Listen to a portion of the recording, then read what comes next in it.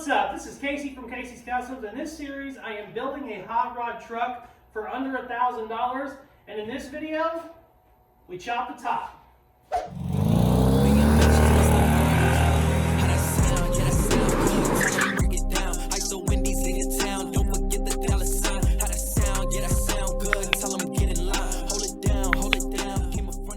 So now that we have our cool flipped tilt hood, whatever you want to call it, we need to make a stop. Right now, the only thing stopping it is it's actually kind of catching on the fender, which is fine to take a couple pictures, take a video. In reality, if I bump this, it'll go all the way forward and just ruin everything I did. So we'll go ahead and make a stop for it. The way I've done these before and the way I've done it on my 55 Chevy truck is have a bar that has a folding point in the middle that will stop it whenever it's pulled all the way out, and then when it goes down, it folds together and it just kind of tucks inside the rail.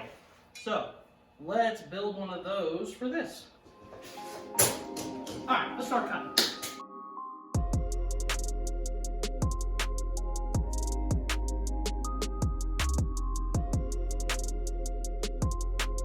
I am going to make a super simple little pivot point. There's a lot better ways to do this, but this is by far the cheapest. Just take a couple nuts, bigger nuts than the bolt you need, and you thread them over just like this, and then see, these can pivot because they're obviously the wrong size. They're too big. So these two will be able to, my two sides will be able to close and open because of these. And what you do,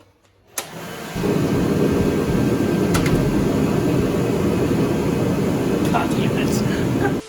It's so annoying. It's upsetting me so much now that it's became funny because I'm just upset and I don't want to yell and I don't want to throw anything. So now it's just funny. That's just what the heater does. For some reason, it has a mind of its own. It pisses me off unbelievably amounts. I can't even talk. It pisses me off so much, it's unbelievable, but that's just what it does. That's just the heater. So, like I was saying, what we'll do, we'll take our nuts, they're too big, and I will weld them on the end of these, my two rods, and then, once they're welded, these two rods will be able to close in on each other and then open back up. Very cheap, very easy. It takes, 2 nuts and a bolt, so works great, especially for something like this where I'm not going to buy a fancy, pivot or anything like that. This will be just fine. To do it right, you should probably use Heim joints and stuff like that. This is all perfect for a rat rod.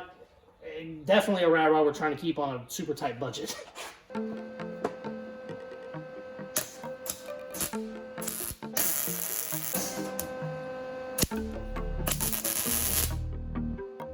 Don't step on your grounds, kids.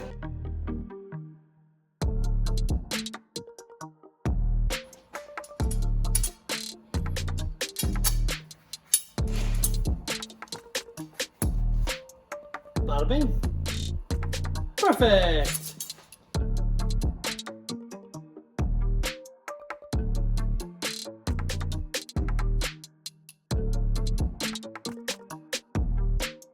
So I did the little big nut, small bolt trick here as well. So this can pivot.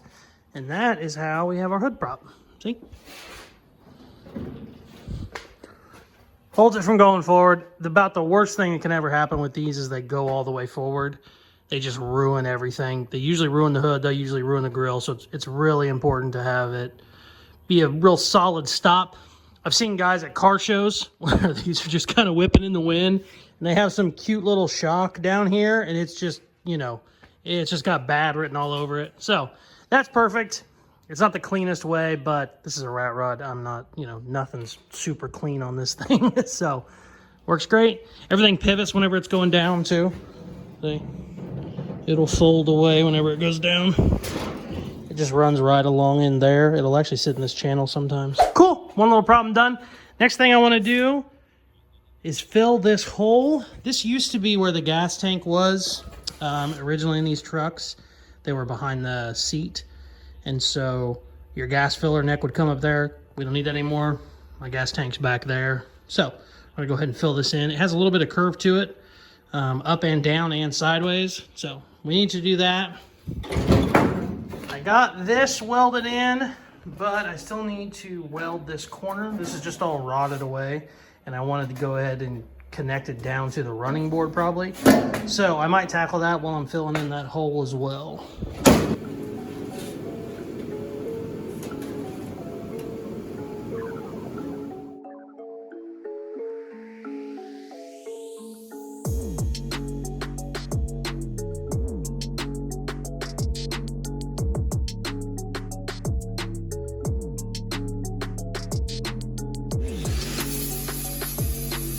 It's time that we chop the bitch. I got a bunch of metal work I need to do. Just little stuff around the cab, little stuff around the bed. I could spend a couple days just doing little stupid, you know, little patch panels and shit to connect everything. I don't want to do that very badly, especially on a YouTube video, because it's just going to be me welding in small pieces. It's very boring. So what we're going to do is I'm going to go ahead and get started on the chop. And I'll probably be doing some of the little patch panel stuff here and there in between the chop. But that way at least you have something to look at that's a lot cooler than just me, you know, filling in gaps in the bed. You know, I have to connect the bed. I guess I could show you instead of just sitting here talking. Probably a lot easier. I still have to connect the bed and the floor of the Lincoln together. So just little pieces, just little pain in the ass stuff. I want this to be connected to my bed. I've already done it up here a little bit, but it needs to be, you know, you're gonna see this. So I want all this to look nice. I'll put a piece from here over, so that'll be actually all smoothed out. And same thing in the back. But that shit's all kind of boring. So we're gonna get started on the chop. Now, some people that say don't chop it, they think that I'm doing a big chop. A lot of times when people are doing all of the work to do a chop, they're going to take, you know, 5 inches out and really make sure everybody knows it's chopped. And I don't really like doing that on these. That looks cool on a Model A. It doesn't look so good on a truck. The whole goal on a good chop is to not realize it's chopped. You just want it to look smooth. You want it to help the proportions out. So the way I like to do these, I just like to take 2.5 inches out. It's just enough to lower the roof and kind of just streamline the truck a little bit. But it's not enough that the casual like car lover or truck lover will just walk up to it and go, oh, somebody chopped that. Oh, that's chopped. It kind of, you know, it makes everything just look a little bit better, and it's not super obvious. 2.5 is still plenty of a chop, you know. It changes everything on our windows and our windshield and stuff, but it really helps these trucks especially. For some reason, the Fords, to me anyways, the roofs just stick out of nowhere. Everything's real low and streamlined on these. Even the way the fenders kind of roll, and then the top is just sticking out of nowhere. On a Chevy, it looks like it was meant to be there. To me, on a Ford, it just looks a little too tall. I have another 54 Ford here in the shop that we chopped 2.5 inches on it. And it looks so much better after the chop. Just, it looks perfect. It lays on the ground because it's on airbags, and it really looks good. So, we're going to start doing that. First things I have to do, I need to take the vent windows out so that I can chop my doors, which is going to be a real pain in the ass because they're rusted. But they got to come out. You can't really, you know, I'll end up going with a one-piece glass anyway, so I'm not going to use these. But there's no way to cut around them. You have to take them out. Even if I was going to keep them, you have to take them out, cut them on the bench, and then put them back in. They do look cool when they're chopped down. You know, you have a little vent window, but with these, it's easier just to run one-piece glass. I'm going to take these out, and then I also need to brace my cab up. I don't need to brace it this way as much because I have welded in braces to my cab to the floor on the Crown Vic, or on the Lincoln. So they're not going to want to come this way, but they can come over this way some, just because there's really nothing in there. The floor is attached, but it still wants to do this when the roof is off. So I'm going to put a brace across there, and then I'll probably just put one up forward, or up to the front, rather. So let's do that.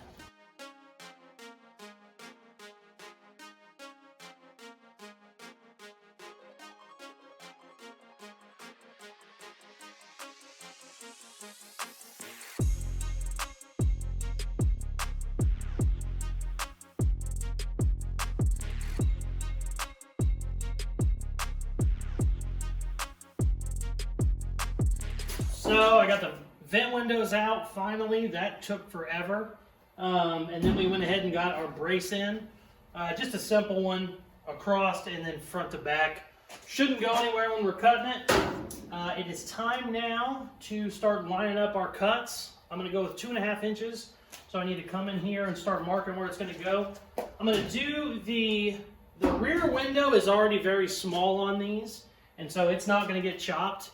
I'll actually take it completely out, do the 2-inch chop, and then put the rear window back in. They don't look good when they're real small. They look better big.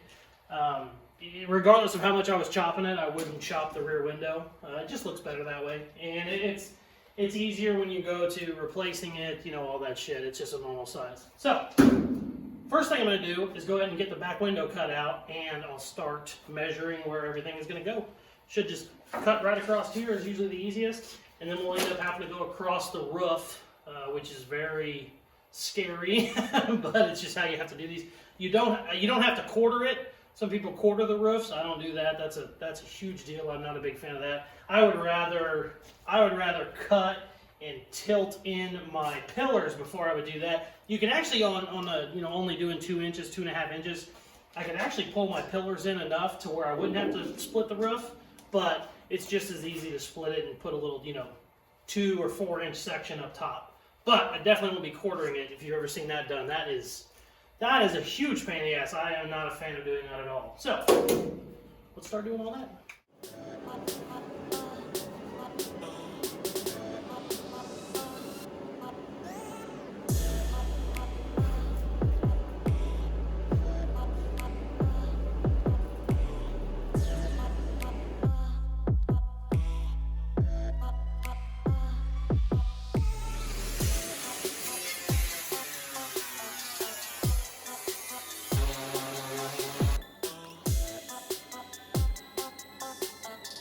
So I bought a new rear window. It was in the accessories aisle at AutoZone. Got this, and I also got some stick-on vents and a stick-on hood scoop. I think they're gonna look real cool, but how do you guys attach the rear windows? I don't understand. Do I need tape or like Bondo or something? I don't know. So now that I got the rear window out, it is time to start getting my cut lines marked. I'm going with 2.5 inches. The way I like to do this is I like to just use tape. You can buy tape in any size. I bought 5-inch masking tape before to do a chop on a Model A. So what I got here is I got some 2-inch and some 1/2-inch tape. So I'm just going to run these along together. I'll mark it with permanent marker, and then I'll cut it.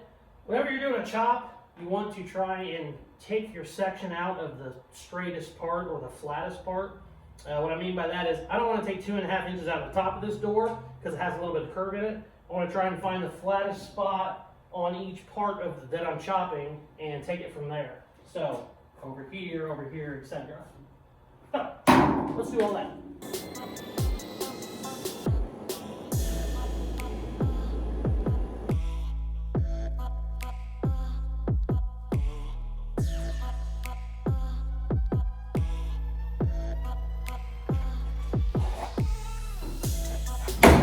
Marked and ready to go. Some people might ask, why did you trace permanent marker above the tape? Sometimes when you're cutting, the tape will get hot and it'll move. You could easily take the tape off right now. I don't need it, but I'll just leave it on because I'm lazy. But always do that because sometimes you'll get to run on a cutoff wheel and it'll get hot and the glue will move. And then before you know it, you don't know where the hell you were cutting. So this needs to be very precise. There really can't be any mess ups between your two cuts, or it just won't go back together right, or it'll be crooked. I've seen, you know, crooked chops before, and it's doesn't look great. We should be good. I will also have to make a cut across the roof whenever I get to putting stuff back together, but I'll do that later. I won't do that yet. I'll do that whenever I start getting it back together. But for now, let's cut this top off, see what happens. I like this truck a lot, but I think it would look better as a convertible, so let's make it a convertible right now. Oh, no.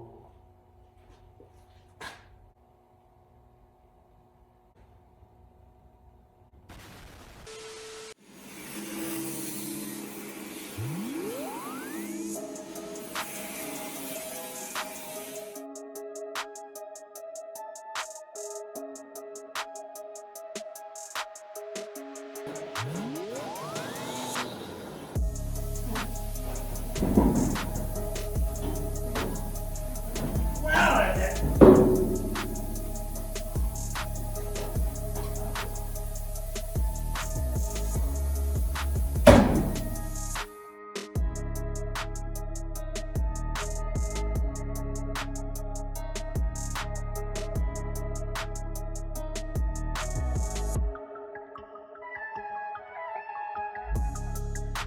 Here is our after pile, which is always a good sign.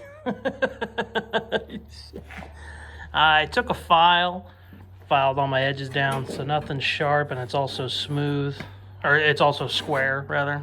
So, looks pretty good. Door's still open and closed pretty well, which is nice. We'll finish her up on the next episode, hopefully. Thank you guys very much for watching. As you can tell, we have a lot of work to do on the next episode, but I'm real happy I chopped it. I was always planning on chopping it. I know some people in the comments didn't want me to chop it, but I don't think they realized how little I'm taking out. 2.5 inches is not a ton. Next episode, whenever I get the roof on, you'll start to see how much better it makes everything flow. I've already kind of had it up there test fitting, and it looks 10 times better to me. So it should be fun in the next episode. We can get it welded on. Thank you very much for watching. Please like, share, subscribe, all that good stuff they tell you to do at the end of videos, and check out some more of my other videos. Peace.